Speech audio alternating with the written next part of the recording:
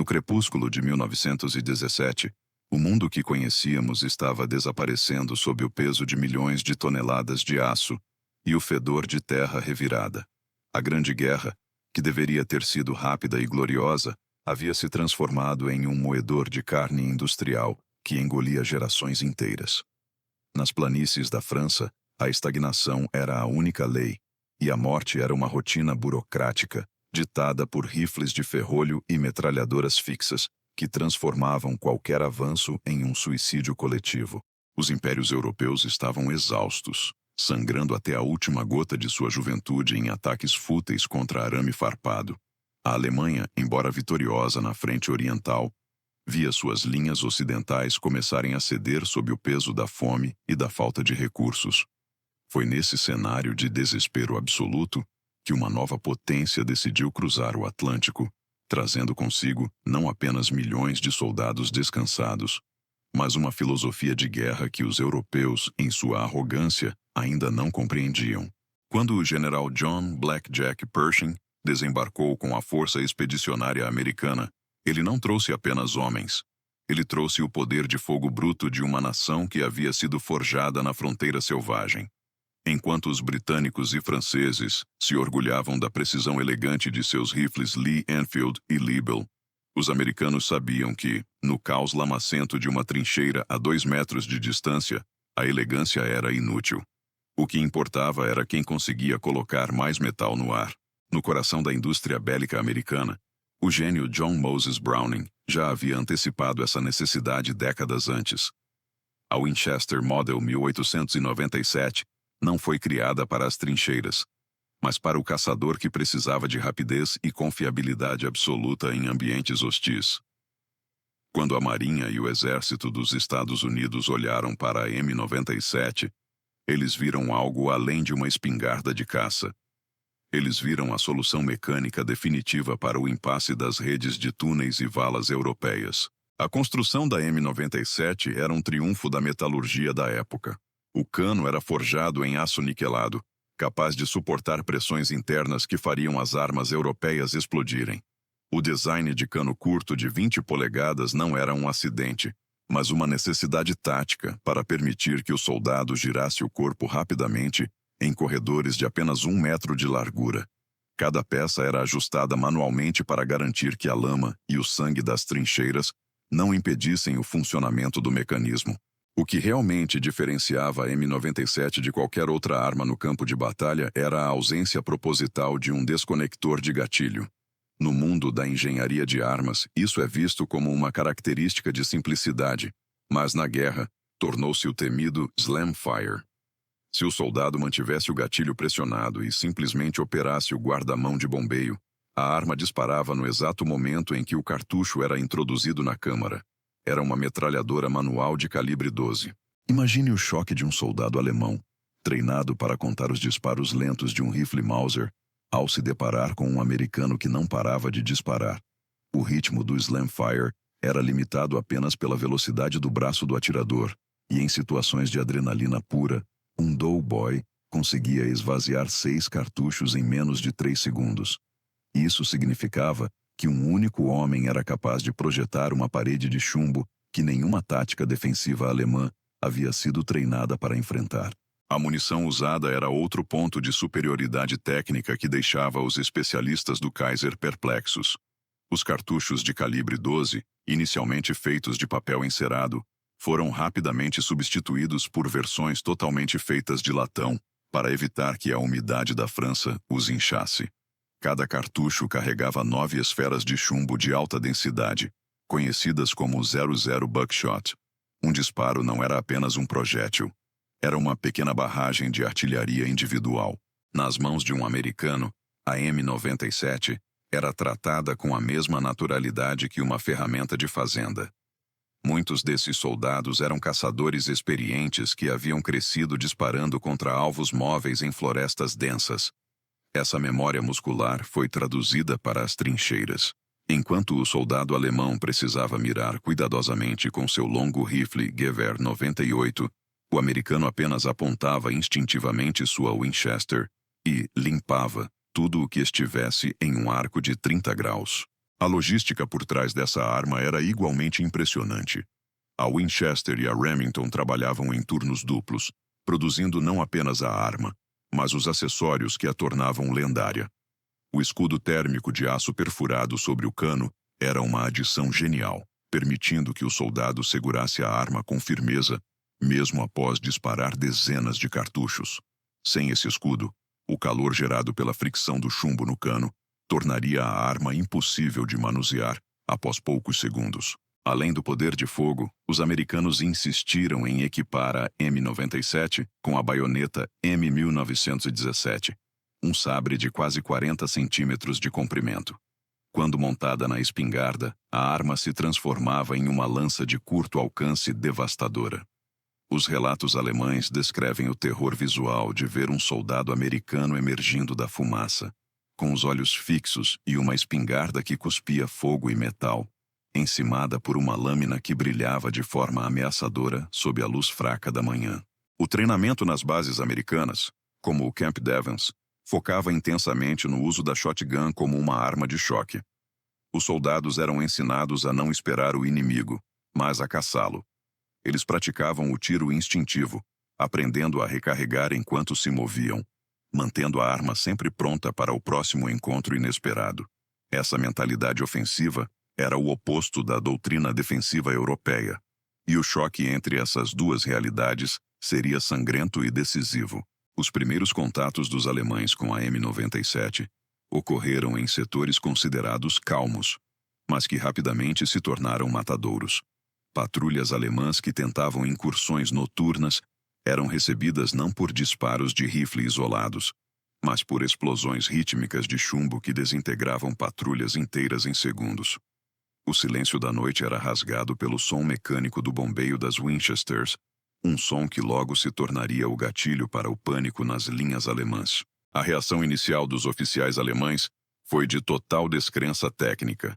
Eles não entendiam como um único soldado conseguia repelir ataques de pelotões inteiros. Ao examinarem os corpos de seus homens, ficavam horrorizados com os padrões de ferimentos. Diferente da pequena perfuração de uma bala de 8 milímetros, a buckshot americana criava traumas múltiplos e massivos que tornavam qualquer tentativa de primeiros socorros inútil. A guerra havia acabado de se tornar muito mais pessoal. Nas cartas enviadas para casa, soldados alemães começaram a mencionar a arma de caça dos bárbaros. Havia uma sensação crescente de que os americanos não respeitavam as convenções aristocráticas da guerra. Para o soldado alemão, lutar contra um tanque ou um canhão era algo compreensível dentro da lógica industrial, mas ser caçado como um animal em sua própria trincheira por uma espingarda era uma humilhação psicológica que começava a corroer o moral das tropas do Kaiser. O comando alemão, percebendo que o moral estava desabando, tentou inicialmente minimizar a eficácia da arma, chamando-a de imprecisa e feita para covardes. No entanto, a realidade do campo de batalha desmentia a propaganda. Cada vez que um setor era atacado pelos americanos armados com M97, o número de sobreviventes alemães era drasticamente menor do que em ataques realizados por tropas britânicas ou francesas. A eficiência americana estava começando a falar mais alto. O sargento Fred Lloyd tornou-se o símbolo vivo dessa eficiência técnica e bravura. Ele não era um soldado comum. Ele era a encarnação do espírito de caçador americano adaptado para o apocalipse europeu. Durante os combates na floresta de Argonne, Lloyd se viu separado de seu pelotão. Em vez de se esconder e esperar por resgate, ele decidiu que a melhor defesa seria uma ofensiva solitária. Ele mergulhou fundo nas linhas alemãs, guiado apenas pelo som das vozes inimigas. A floresta estava tão densa que a visibilidade era de poucos metros, o ambiente perfeito para a Winchester M97. Lloyd movia-se como um fantasma, evitando as trilhas principais e flanqueando as posições de metralhadoras inimigas. Quando ele finalmente encontrou a artéria principal da trincheira alemã, ele não hesitou. Ele saltou para dentro da vala com o dedo no gatilho, pronto para testar o limite mecânico de sua arma e a resistência psicológica de seus adversários. Ao saltar para dentro da trincheira inimiga, o sargento Fred Lloyd não encontrou apenas soldados, mas um sistema nervoso inteiro do exército imperial alemão. O primeiro impacto foi visual. Ele caiu sobre uma passarela de madeira úmida e o som de suas botas ecoou como um trovão naquele corredor estreito. Antes que o primeiro sentinela pudesse gritar, a Winchester M97 já estava posicionada. O movimento de Lloyd era puro instinto, moldado por anos de caça nas florestas americanas. O primeiro grupo de alemães estava a menos de 5 metros. Eles portavam o rifle Mauser, uma arma excelente para precisão, mas lenta e desajeitada em distâncias curtas. Quando o soldado alemão tentou girar o ferrolho de seu rifle, Lloyd já havia pressionado o gatilho da M97. A explosão de som foi ensurdecedora no ambiente confinado. A nuvem de chumbo 00 Buckshot rasgou o ar, atingindo 3 homens simultaneamente com uma força cinética que os lançou para trás violentamente. Sem soltar o gatilho, Lloyd operou o guarda-mão de bombeio com uma rapidez mecânica assustadora. O Slamfire entrou em ação. O som era rítmico. Bup-clack, bup-clack. A cada ciclo, um novo cartucho de latão era lançado e disparado no exato segundo em que a câmara se fechava. Em menos de 3 segundos, Lloyd havia esvaziado 5 cartuchos. O corredor, que antes fervilhava com soldados alemães em prontidão, agora era um cenário de destruição absoluta e um silêncio carregado de fumaça. A fumaça da pólvora negra e do metal quente preenchia a trincheira, ocultando Lloyd como um espectro da morte. Os alemães que estavam mais atrás, em uma curva do corredor, ouviam os disparos e não entendiam o que estava acontecendo. Para eles, o som não parecia vir de rifles, mas de uma peça de artilharia que havia sido infiltrada na rede de túneis. O medo começou a se espalhar. Eles gritavam ordens confusas, mas ninguém queria ser o primeiro a virar a esquina para investigar. Lloyd aproveitou o pânico para recarregar. Seus dedos moviam-se com precisão, inserindo os cartuchos pesados de calibre 12 no tubo sob o cano. Ele sentia o calor emanando do escudo térmico de aço, uma característica da M97, que agora provava seu valor. Sem esse protetor, suas mãos já estariam queimadas pela temperatura extrema do cano. Ele estava pronto para continuar. A cada passo que dava, o som do bombeio da espingarda funcionava como um aviso psicológico para os alemães. Ao virar a próxima curva, Lloyd deparou-se com um oficial alemão, tentando organizar uma linha de defesa com pistolas Luger. O oficial disparou 2 tiros que passaram raspando pelo capacete de Lloyd, mas a resposta americana foi implacável. Um único disparo da Winchester atingiu o peito do oficial, espalhando os projéteis de chumbo em um cone mortal. Os soldados que o acompanhavam, ao verem seu líder cair de forma tão brutal, jogaram suas armas no chão e tentaram fugir. A caçada continuou por quase 200 metros de rede de trincheiras. Lloyd movia-se com uma agressividade que os manuais europeus de guerra considerariam impossível para um homem sozinho. Ele não apenas limpava os corredores, mas neutralizava ninhos de metralhadoras por trás. Os alemães sobreviventes começaram a relatar que estavam enfrentando um demônio americano, que portava uma arma capaz de disparar tempestades de aço sem precisar de recargas lentas ou de uma base fixa. Enquanto Lloyd avançava, a notícia do seu feito começou a chegar às linhas americanas através de mensageiros. O comando aliado percebeu que a shotgun não era apenas uma arma de suporte, mas a ponta de lança de uma nova forma de guerra urbana aplicada às trincheiras. O relato de Lloyd serviu de base para novos manuais de combate. No entanto, o verdadeiro impacto estava sendo sentido do outro lado, nos hospitais de campanha alemães, onde os médicos ficavam em estado de choque. Os cirurgiões alemães nunca haviam visto ferimentos causados por buckshot em escala industrial.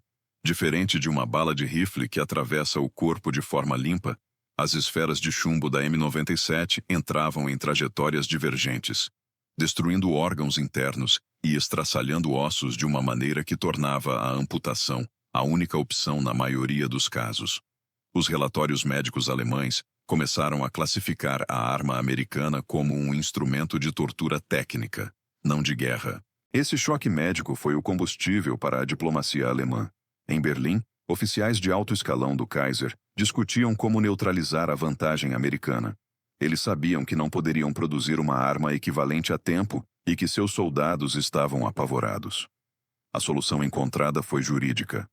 A Alemanha decidiu usar a Convenção de Haia para tentar banir a Winchester M97, alegando que ela causava um sofrimento desnecessário e era contrária às leis da humanidade.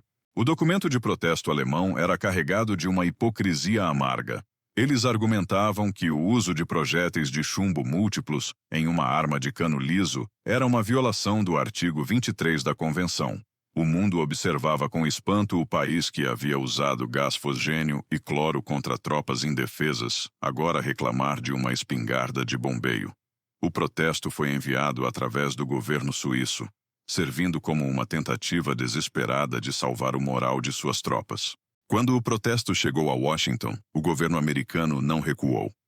O general Pershing foi consultado e sua resposta foi um marco da determinação americana. Ele afirmou que a shotgun era uma arma de defesa e ofensa legítima, tão válida quanto qualquer canhão ou rifle. Pershing foi além e declarou que, se a Alemanha cumprisse sua ameaça de executar prisioneiros americanos encontrados com shotguns, os Estados Unidos fariam o mesmo com os oficiais alemães capturados. Essa resposta dura de Pershing foi um checkmate estratégico. A Alemanha percebeu que os americanos não seriam intimidados pela diplomacia e que a superioridade militar de sua trench gun continuaria a dominar os campos de batalha. O efeito psicológico nos soldados alemães foi devastador. Eles sabiam que, se ouvissem o som metálico da Winchester, não haveria lei internacional que pudesse salvá-los do impacto do chumbo 00 Buckshot vindo em sua direção. O choque técnico dos alemães também residia na percepção da qualidade industrial americana. Eles examinavam as armas capturadas e ficavam atônitos com a precisão dos ajustes e a durabilidade dos materiais. A Winchester M97 era uma prova de que a indústria dos Estados Unidos estava décadas à frente em termos de produção em massa e padronização. Cada peça era intercambiável, algo que a manufatura artesanal europeia ainda lutava para implementar em larga escala. Nas trincheiras, o medo da M97 mudou a forma como os alemães planejavam seus contra-ataques. Eles pararam de tentar incursões de curta distância contra unidades americanas identificadas como portadoras de espingardas. O comando alemão ordenou que essas unidades fossem combatidas apenas com artilharia pesada, o que era um reconhecimento implícito de que sua infantaria não tinha chance no combate corpo a corpo. A shotgun americana havia forçado uma mudança na doutrina alemã. Para o espectador nerd e técnico, é essencial entender que a M97 não era apenas eficaz por ser potente, mas por ser ergonomicamente superior para o estresse do combate. O sistema de carregamento inferior facilitava a alimentação da arma mesmo sob fogo pesado. Os cartuchos de latão, embora caros, garantiam que a arma nunca travasse por causa da dilatação térmica. Era a combinação perfeita entre a robustez de uma ferramenta de campo e a sofisticação de uma arma de elite. O relato de Fred Lloyd terminaria com ele retornando às linhas americanas coberto de lama e pólvora, mas sem um único arranhão sério. Ele havia provado que a vontade de um homem e a eficiência de uma máquina poderiam mudar o curso de uma batalha. Sua Winchester M97, com o escudo térmico ainda estalando de calor, tornou-se um troféu de guerra e um símbolo de que a paz só seria alcançada através de uma superioridade militar absoluta e inquestionável. Até o final da guerra, o terror de aço continuaria a ser o pesadelo recorrente dos generais do Kaiser. A tentativa de banimento só serviu para imortalizar a arma e criar uma aura de invencibilidade ao redor dos soldados americanos. A reação alemã ao ver o poder americano foi uma mistura de raiva, inveja técnica e um medo primitivo que nenhuma ideologia imperial conseguiu aplacar. A era da supremacia tecnológica americana estava apenas começando a mostrar seus dentes. Enquanto a lama das trincheiras francesas engolia homens e esperanças, nos Estados Unidos as engrenagens da indústria giravam com uma velocidade nunca vista. A Winchester e a Remington não eram apenas fábricas, eram o coração pulsante do esforço de guerra americano. Em New Haven, operários trabalhavam em 3 turnos para garantir que cada dogboy tivesse sua M97. O aço bruto era transformado em instrumentos de precisão em uma escala que a manufatura alemã simplesmente não conseguia acompanhar. A escala da produção americana era o primeiro sinal da derrota iminente do Kaiser. Enquanto Berlim lutava desesperadamente para encontrar substitutos para o cobre e a borracha, as fundições americanas recebiam minérios das minas ilimitadas do continente. Cada Winchester M97 que saía da linha de montagem era uma prova de que a guerra industrial havia mudado de mãos. O Kaiser acreditava na disciplina militar tradicional, mas Washington acreditava na produção em massa tecnologicamente superior. No entanto, a arma perfeita enfrentava um inimigo silencioso: a umidade extrema das trincheiras. Os primeiros cartuchos de papel encerado inchavam na lama, travando as espingardas no momento mais crítico do combate. Para um soldado americano, isso era uma sentença de morte. A solução exigiu um esforço de engenharia imediato. O governo americano ordenou a criação de cartuchos feitos inteiramente de latão, uma decisão caríssima que garantiria que a M97 nunca falhasse no calor da batalha. O cartucho de latão era uma maravilha técnica por si só. Ele não apenas resistia à água e à lama, mas ajudava na extração térmica da arma. Quando o metal quente do cartucho era ejetado, ele levava consigo parte do calor gerado pelo disparo, permitindo que a câmara da M97 permanecesse em operação por muito mais tempo. Esse nível de cuidado com o detalhe logístico era o que separava a máquina de guerra americana de seus adversários europeus, que ainda dependiam de materiais inferiores. Do outro lado da linha, o general Erich Ludendorff recebia relatórios cada vez mais sombrios sobre a frente ocidental. Ele via fotos de reconhecimento e interrogava prisioneiros, percebendo que os americanos estavam inundando a frente com uma tecnologia que ele não podia conter. Ludendorff admitiu em suas memórias que o poder industrial dos Estados Unidos era um fator que a Alemanha subestimou fatalmente. Para ele, a M97 era o símbolo dessa avalanche imparável de recursos novos. A derrota alemã não foi apenas física, foi profundamente moral e psicológica. Ver os soldados americanos chegando com equipamentos novos e munição de latão brilhante criava um sentimento de inferioridade nas tropas alemãs. O contraste era humilhante para um exército que agora usava uniformes feitos de papel reciclado e botas de madeira compensada. Os oficiais alemães relatavam que seus homens se sentiam lutando contra um exército do futuro, equipado com armas devastadoras. O som do bombeio da M97 tornou-se, para o inimigo, o som definitivo da derrota. Nas noites de Argonne, o eco metálico do recarregamento de uma Winchester podia ser ouvido a dezenas de metros, sendo o suficiente para que pelotões alemães inteiros recuassem em silêncio absoluto. Eles sabiam que aquele som precedia uma tempestade de chumbo que não deixaria sobreviventes. A arma havia se tornado um instrumento de guerra psicológica, operando no medo primitivo de ser caçado. Foi nesse período que o termo Devil Dogs ganhou força global. Alimentado pela agressividade dos Marines armados com suas shotguns, os alemães tentavam entender como homens podiam correr em direção ao fogo de metralhadora carregando apenas espingardas de bombeio. A resposta estava no treinamento e na confiança absoluta que o soldado americano tinha em sua arma.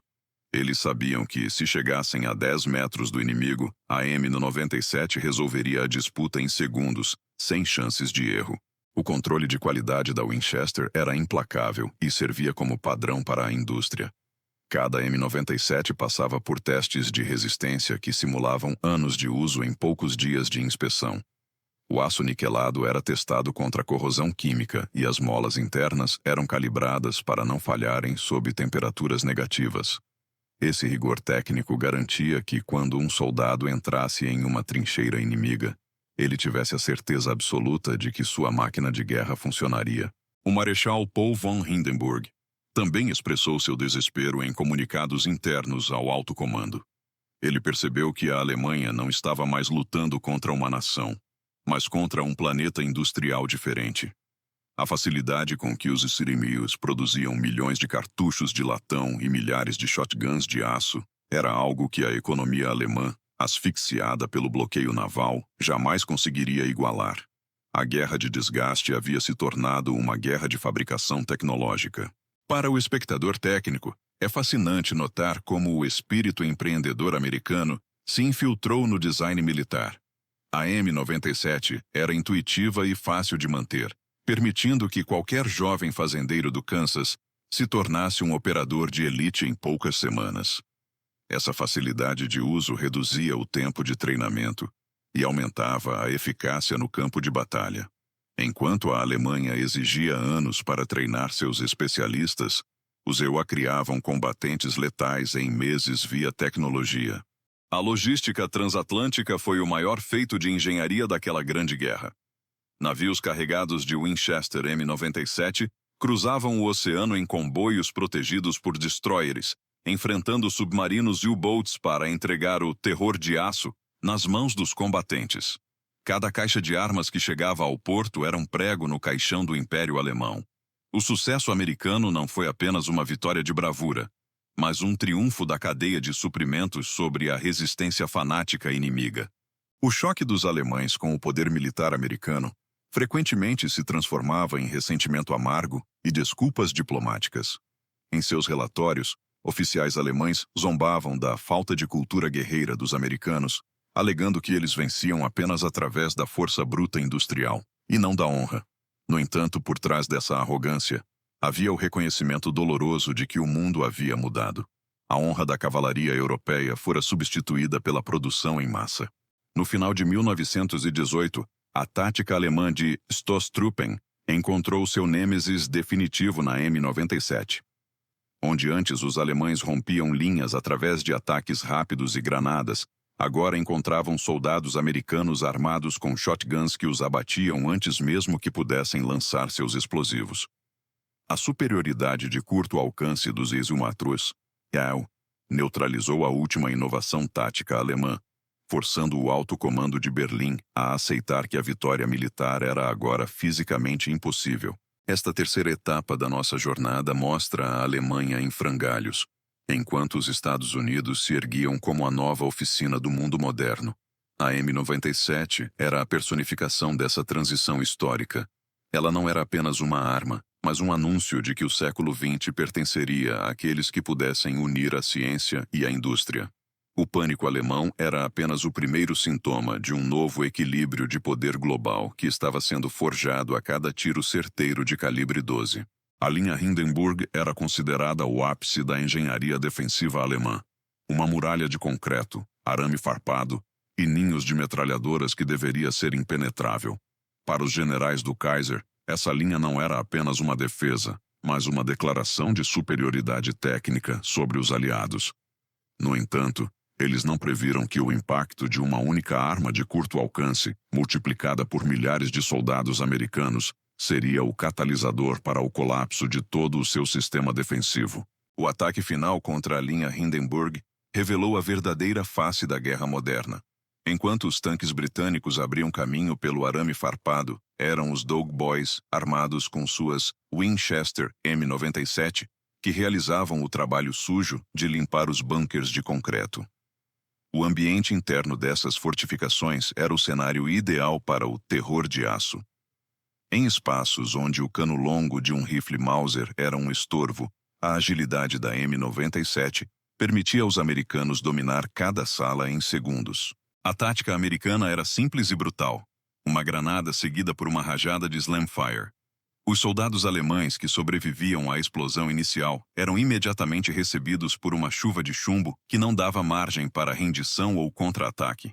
O impacto psicológico de ver seus bunkers mais protegidos serem tomados com tanta facilidade destruiu a última esperança do alto comando alemão.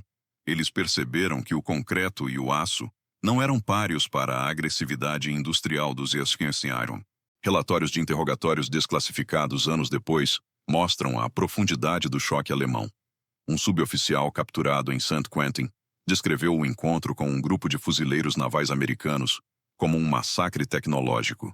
Ele relatou que seus homens simplesmente largaram as armas ao ouvir o som dos disparos das shotguns. Segundo ele, não havia honra em lutar contra uma arma que transformava um soldado em um pedaço de carne em milésimos de segundo. Outro oficial alemão, em um depoimento colhido pela inteligência aliada, comparou a Winchester M97 a um canhão de mão portátil. Ele estava obcecado com a ideia de que os americanos haviam mecanizado até o combate individual. Para esse oficial, A derrota alemã não foi causada por falta de coragem, mas por uma desigualdade tecnológica gritante. Ele via na M97 a prova de que a Alemanha havia ficado para trás na corrida pela modernização do armamento leve, um erro que custaria o império. A resistência técnica da M97, durante essas ofensivas finais, foi o que cimentou sua lenda.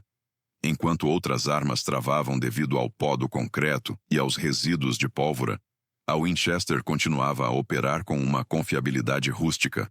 O design de John Browning, com poucas peças móveis e uma tolerância mecânica generosa, provou ser superior aos designs europeus mais refinados, porém frágeis. A simplicidade americana derrotou a complexidade alemã no teste supremo do campo de batalha. Com o armistício em novembro de 1918, a fama da arma proibida não morreu. Ela apenas mudou de cenário. Milhares dessas armas retornaram aos Estados Unidos com os veteranos, e o governo rapidamente percebeu que a eficácia demonstrada nas trincheiras seria perfeita para a aplicação da lei. Foi o nascimento da moderna Riot Gun. A M97 tornou-se a ferramenta padrão para patrulhas policiais e agentes federais durante a era da lei seca, enfrentando gangsters com a mesma autoridade. O legado da M97 na Primeira Guerra Mundial definiu o que hoje conhecemos como forças especiais e unidades de elite. A ideia de uma unidade pequena, altamente móvel e equipada com alto poder de fogo de curto alcance nasceu nos corredores lamacentos da França com a Trench Gun. Hoje, qualquer unidade da SWAT ou equipe de operações especiais que utiliza uma espingarda tática deve sua doutrina aos Dog Boys de 1918 e a sua teimosia em usar uma ferramenta de caça contra um império. A reação alemã ao longo de todo o conflito serve como o maior elogio histórico à indústria americana. O pânico, o protesto diplomático e o ódio profundo eram sintomas de um inimigo que sabia que estava sendo superado em todos os níveis. Os americanos não apenas venceram a guerra, eles a transformaram em um processo industrial de eliminação de ameaças. A Winchester M97 foi o símbolo máximo dessa transformação, uma ponte entre o passado dos rifles de precisão e o futuro da supremacia de fogo. Olhando para trás, a história da arma proibida é um lembrete do que acontece quando a criatividade técnica americana encontra a necessidade do campo de batalha. O sucesso dos Estados Unidos na Grande Guerra não foi apenas uma questão de números, mas de saber escolher a ferramenta certa para o trabalho mais difícil. A M97 foi essa ferramenta, um pedaço de aço e madeira que silenciou as metralhadoras do Kaiser e garantiu que o século XX fosse moldado sob a sombra do poder militar americano. Quando os relógios marcaram a 11ª hora do 11º dia do 11º mês de 1918, um som estranho e quase esquecido tomou conta das planícies da França. O silêncio. Os soldados nas trincheiras. O vazio auditivo era mais ensurdecedor do que qualquer artilharia. Lentamente, cabeças cobertas por capacetes surgiram por cima dos parapeitos de terra. De um lado, os americanos. Do outro, os alemães. O ódio havia sido substituído por uma exaustão que transcendia fronteiras. Os Dog Boys, que semanas antes corriam freneticamente com suas Winchesters em punho, agora olhavam para suas armas com uma estranha melancolia. A M97, que havia sido um instrumento de sua sobrevivência e a ceifeira de seus inimigos, parecia agora pesada e deslocada em um mundo que pedia paz. Eles limpavam o aço niquelado pela última vez antes de guardá-lo, sabendo que cada arranhão na madeira da coronha contava uma história de terror que o mundo civilizado jamais entenderia. Do lado alemão, a visão dos americanos abandonando as trincheiras era acompanhada por um sentimento de alívio tingido de amargura. Muitos veteranos do Kaiser permaneciam imóveis, observando as figuras distantes dos homens que portavam a temida Trench Gun. Para eles, a guerra não terminara apenas em derrota política, mas em uma humilhação técnica. Eles haviam sido confrontados com o futuro da violência, e esse futuro falava o dialeto mecânico e implacável de John Browning. Relatos de soldados alemães que caminharam pelas áreas recém-liberadas descreviam o rastro deixado pelas shotguns americanas com clareza traumática. Eles evitavam olhar diretamente para certas partes das trincheiras, onde o chumbo grosso havia feito seu trabalho. Para esses homens, a M97 não era apenas uma arma, mas uma força da natureza que violara as leis de probabilidade da guerra. Eles sentiam que tinham sobrevivido a um encontro com algo que simplesmente não deveria existir. Nas estações de trem e portos de embarque, o retorno dos heróis americanos era um espetáculo de orgulho nacional. Mas, para os homens que carregavam as Winchesters, a volta para casa era solitária em espírito. Eles caminhavam pelas ruas de Nova York e Chicago com o olhar de quem vira o abismo de perto. O silêncio das cidades americanas parecia estranho após meses de explosões, e o peso da arma que salvara suas vidas ainda podia ser sentido em suas mãos calejadas. Muitos desses veteranos mantiveram suas armas de serviço, escondendo-as sob as camas ou em sótãos escuros. Era como se esperassem que o som do clac-clac metálico fosse necessário novamente a qualquer momento para proteger sua paz recém-conquistada. Aquela ferramenta de destruição tornou-se um amuleto sombrio, um lembrete constante de que o mundo podia mudar em um instante e que a prontidão era o único escudo real contra o caos que deixaram para trás na Europa. O impacto psicológico da M97 na Alemanha da pós-guerra foi tão profundo que o tema continuou a ser discutido em círculos militares durante décadas. O trauma do chumbo invisível tornou-se uma metáfora para a entrada dos Estados Unidos na cena mundial. Uma força que não seguia as tradições europeias e que resolvia conflitos com uma eficiência industrial devastadora. O Império Alemão caíra, mas o fantasma da arma proibida permaneceria vivo na doutrina de seus sucessores. Cinematograficamente, podemos imaginar o encerramento deste vídeo com uma sobreposição de imagens fortes. O brilho do latão de um cartucho de calibre 12 caindo na lama de 1918, fundindo-se com a imagem de uma espingarda moderna nas mãos de uma unidade de elite hoje. A mensagem é clara. O DNA do poder militar americano foi forjado naquele aço. A agressividade e a recusa em aceitar o impasse são as características que a M97 gravou para sempre na alma do exército. A história da Winchester Model 1897 é a história de como a tecnologia se torna um mito. Ela não foi apenas uma ferramenta de metal, mas o primeiro capítulo de um novo livro sobre a supremacia global.